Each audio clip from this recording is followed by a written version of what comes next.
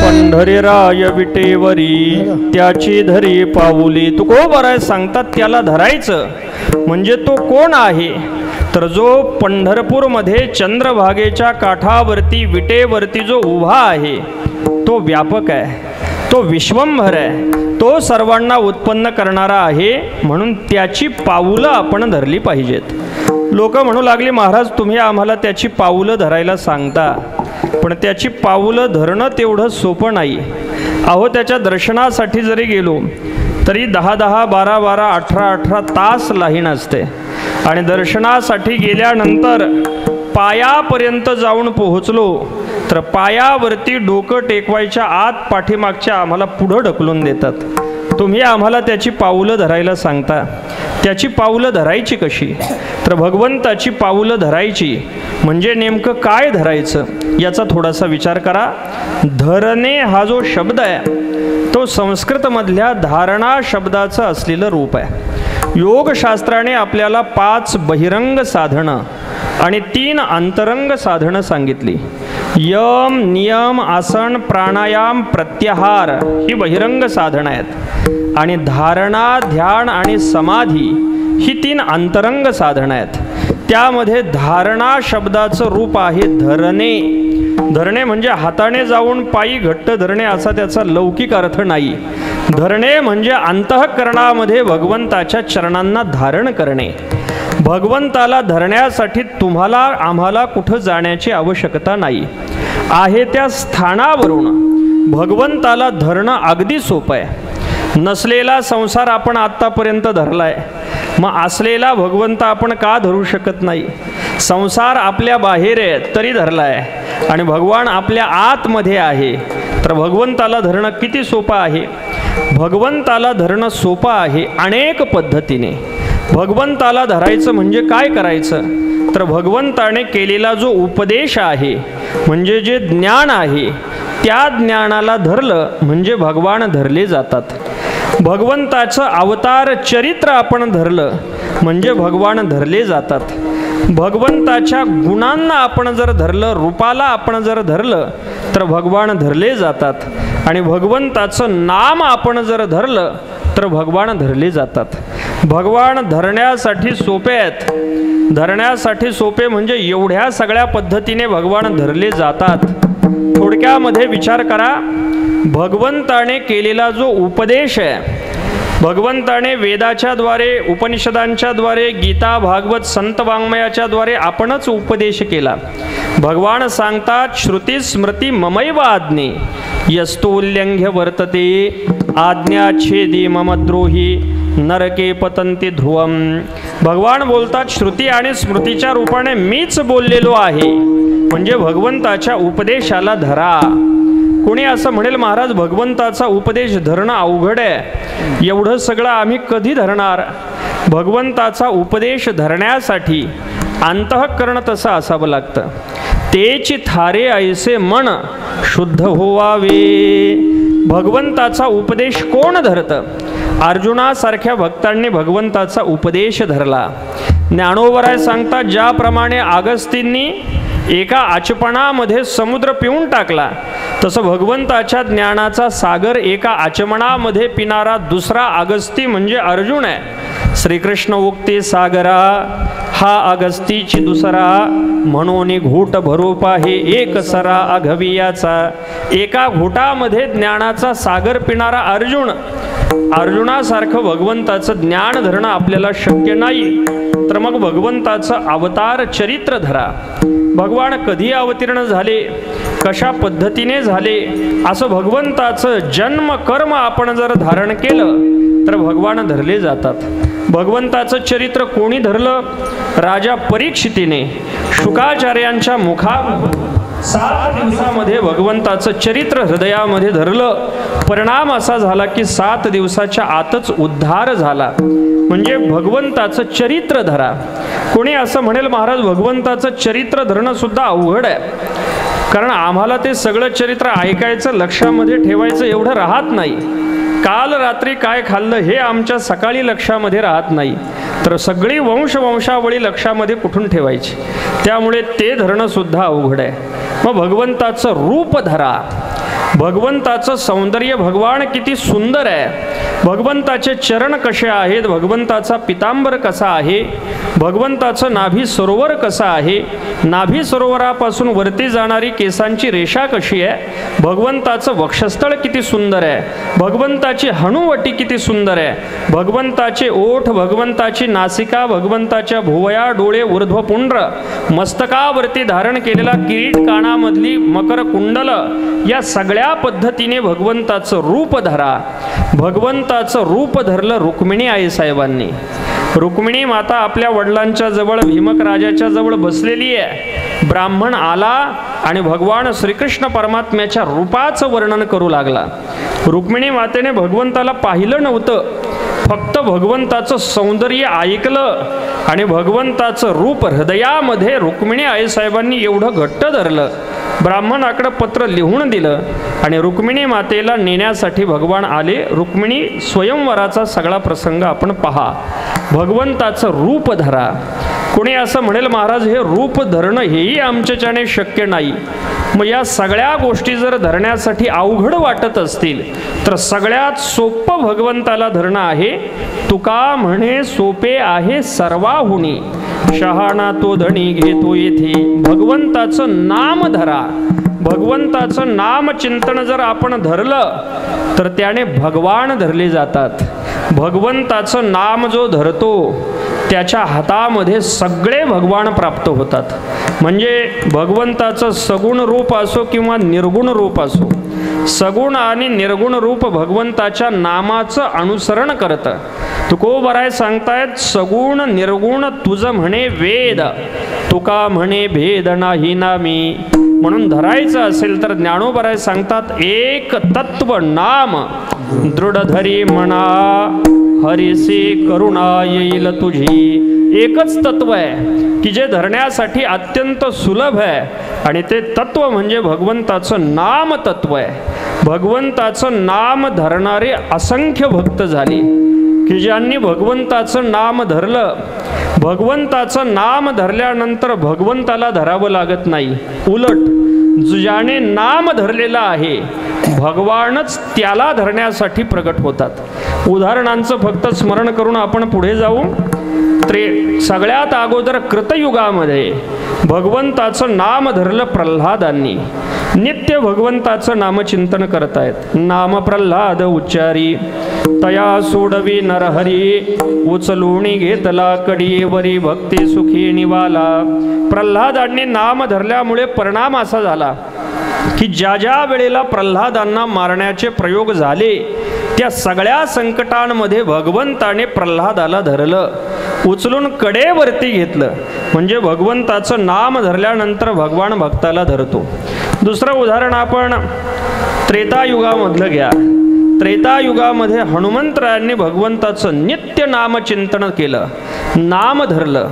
परिणाम असा झाला की भगवंताने हनुमंतरायांना आपल्या समोर डोळ्यासमोर धरलं. म्हणजे जो नाम धरतो भगवान त्याला धरतात. पुढे द्वापार युगाचा विचार करा. द्वापार युगामध्ये पांडवांनी भगवंताचं नाम धरलं. परिणाम असा झाला द्वारकेचा राणा पांडवा घरी भगवान परमात्म्याने पांडवांना कोणत्याच क्षणामध्ये सोडलं नाही, पांडवांना धरलं. कलियुगामध्ये सगळ्या संतांनी भगवंताचं नाम धरलं, भगवंताने सगळ्या संतांना धरलं. म्हणजे भगवंताला धरणं अगदी सोपं आहे. त्याचं नाम धरलं की भगवान धरले जातात. लोक म्हणू लागली महाराज हेही ठीक आहे, त्याचं नाम धरल्यानंतर तो धरला जातो हे मान्य आहे, पण आम्हाला तुम्ही भगवंताला धरायला सांगता, परमात्मा पंढरीनाथाला धरायला सांगता, पण आजपर्यंत त्याला कोणी अगोदर धरलेला आहे का ते सांगा. नाहीतर आम्ही त्याला धरण्यासाठी जायचो आणि त्याला आमच्या अगोदर कोणीच धरलेलं नसायचं.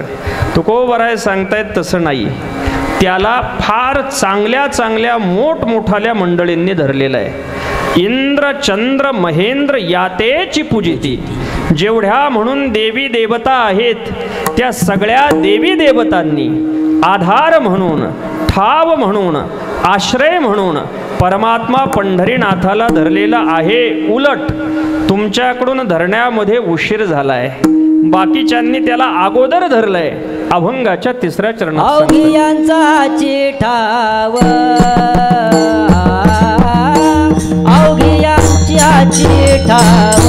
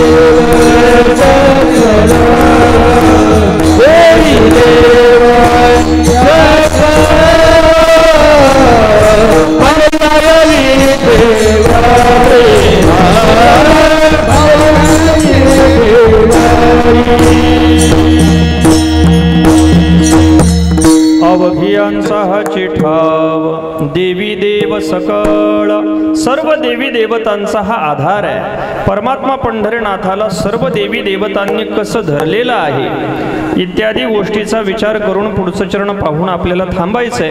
पण तत्पूर्वी एकदा भगवंताचं भजन करा. विठोबा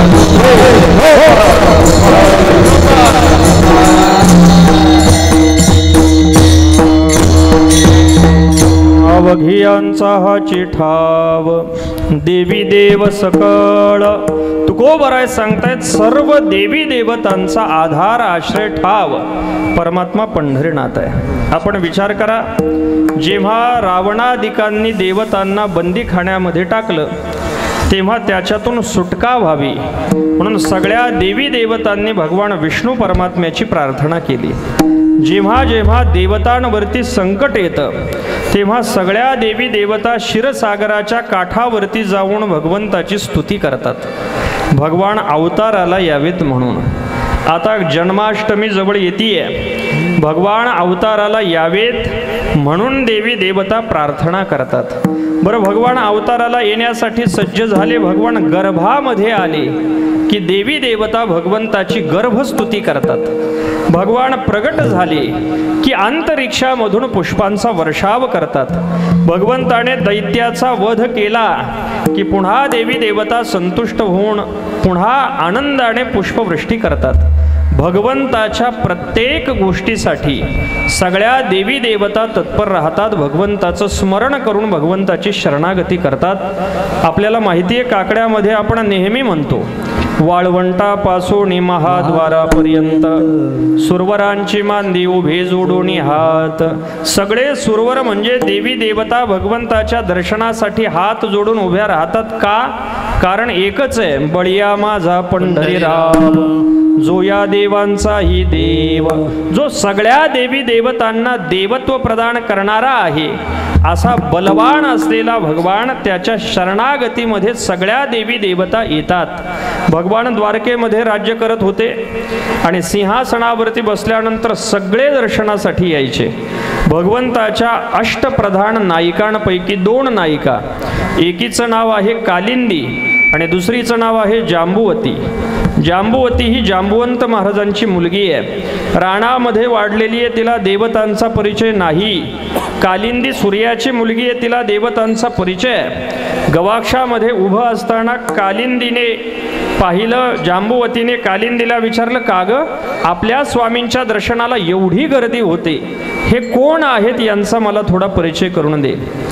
कालिंदीने परिचय करून द्यायला सुरुवात केली। सांगितलं, हे बघ, सर्वात अगोदर दारावरती येऊन उभा राहणारा 4 तोंड असलेला हातामध्ये वेद धारण केलेला ब्रह्मदेव आहे, त्याच्या पाठीमागे लोटांगण घातलेला इंद्र आहे, त्याच्या पाठीमागे वरुण आहे, त्याच्या पाठीमागे यमदेवता आहे, म्हणजे सगळ्या देवी देवता परमात्मा पंढरीनाथाच्या शरणागतीला येतात। सगळ्या देवी देवतांचा तो आधार आहे। मग जर त्याला सर्व देवी देवतांनी धरलेला आहे, तर आपण धरण्यामध्ये पाठीमागं पडलेलो आहोत। यम ब्रह्मा वरुणेंद्र रुद्र मरुतैस तुणवंती दिव्यैस्तवैर। यम ब्रह्मा वरुण इंद्र रुद्र हे सगळ्या देवी देवता ज्याची स्तुती करतात, ज्याची शरणागती करतात, तुकोबराय सांगतात त्याला धरा। जे धरायचंय ते मूळ असलं पाहिजे। मुळाला धरल्यानंतर बाकीच्या फांद्या धराव्या लागत नाही। झाड हिरवगार व्हावं असं जर वाटत असेल तर पाणी आपण कुठे घालतो? झाडाच्या मुळाला घालतो। सिंचन करिता मूळ, वृक्ष ओलावे सकळ, नको पृथकाचे भरी, पडो एक मूळ धरी।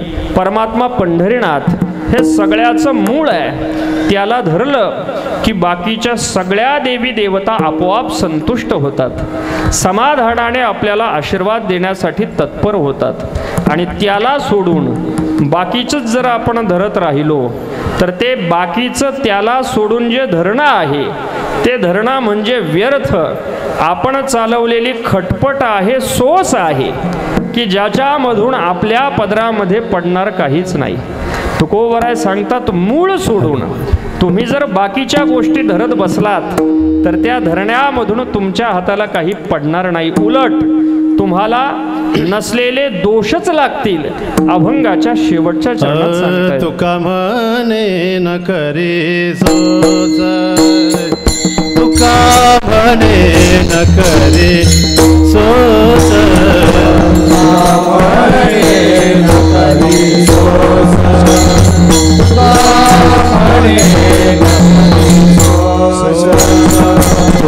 म्हणे न करे सोच, सोच सोच तुका म्हणे न करे सोच, म्हणे न करे सोच, तुका म्हणे न करे सोच। वेदे दोष उपराठे, वेदे दोष उपराठे, पंढरी राव विठेवरी, हे पंढरी राव विठेवरी।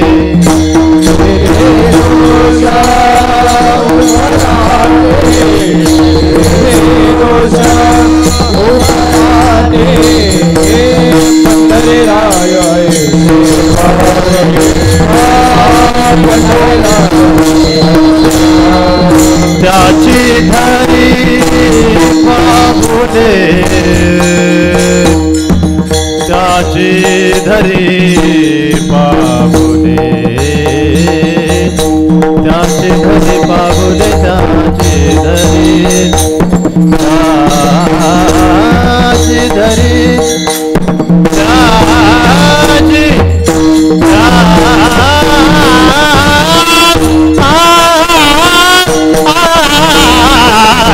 त्याची धरी, त्याची धरी, त्याची धरी पाहुणे, त्याची धरी पाहुणे, त्याची धरी, त्याची धरी पाहुणे।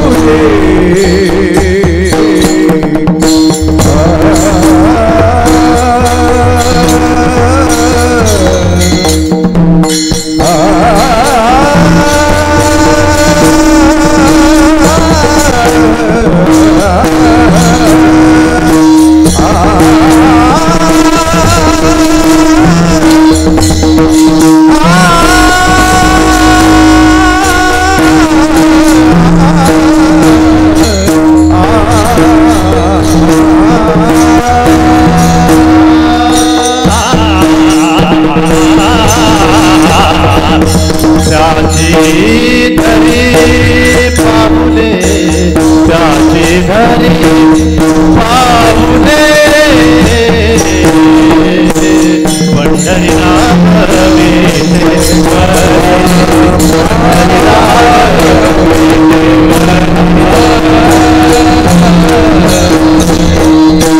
तुका म्हणे न करी सोस भेदे दोष उफराटे. तुकोबराय सांगतात परमात्मा पंढरीनाथापासून बाकीच्या देवी देवता आणि वेगळे काही खटपट करण्याचे प्रयोग आपण करू नये. म्हणून भगवंताची अनन्यतेने आपण भक्ती करावी. परमात्मा पंढरीनाथाचं भजन करावं, त्याची गळ्यामध्ये माळ घालावी, आळंदी पंढरीची वारी करावी, एकादशी सोमवार व्रत आपण करावं. अशा अनन्यतेने भगवंताचं नामचिंतन आपण जर करू लागलो, त्याला जर आपण धरलं, तर मग आपल्याला संसाराला सोडावं लागणार नाही, संसार आपोआप सुटून जाईल. तुकोबराय सांगतात असा श्रेष्ठ असलेला व्यापक विश्वंभर असलेला भगवंत जर आपण धरला तर संसाराला सोडण्याची खटपट करण्याची आवश्यकता नाही. म्हणून परमात्मा पंढरनाथाच्या मूर्ती प्राण प्रतिष्ठापनेच्या वर्धापन दिनाच्या निमित्ताने घडत असलेला हा जो काही उत्सव आहे, या उत्सवाच्या द्वारे भगवंताच्या ठिकाणी आपली अनन्य भक्ती जडावी, भगवंताची नामधारणा आपल्या ठिकाणी रुजावी, त्याला आपण घट्ट धरावं की जेणेकरून तो आपल्याला धरण्यासाठी प्रगट होईल. अशा पद्धतीचीच प्रार्थना त्याच्या चरणी करू. सर्व ग्रामस्थ मंडळी, परिसरातील सर्व भाविक भक्त मंडळी, सर्व गुणीजन मंडळी, संप्रदायातील सगळी ज्येष्ठ श्रेष्ठ मंडळी, सर्वांचे आभार मानून ज्या 3 पिढ्यांपासून परमात्मा पंढरीनाथाची आराधना उत्सव म्हात्रे परिवाराच्या द्वारे घडतोय, त्यांच्या ठिकाणी आभार व्यक्त करून या ठिकाणी वाणीला पूर्णविराम देऊ. किंबहुना तुमची केले धर्म कीर्तन हे सिद्धी गेले, येथ माझे जे उरले पायी कपण. ज्ञानेश्वर माऊली ज्ञानराज माऊली ज्ञानेश्वर ज्ञानेश्वर ज्ञानेश्वर माऊली ज्ञानराज माऊली ज्ञानेश्वर ज्ञानेश्वर माऊली ज्ञानराज माऊली ज्ञानेश्वर माऊली ज्ञानराज माऊली तुकाराम माऊली ज्ञानेश्वर माऊली तुकाराम तुकाराम तुकाराम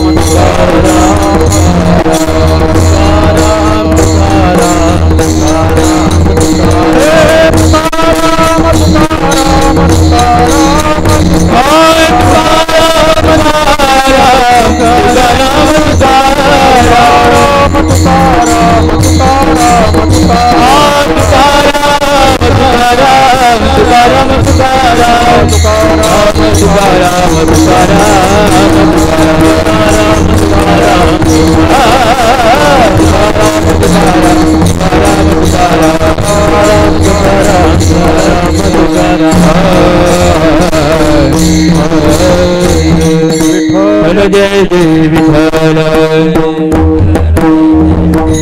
जय विठ्ठल जय जय विठ्ठल जय जय विठ्ठल बोली रे रे पुरे रे रे पुरे उत्तरे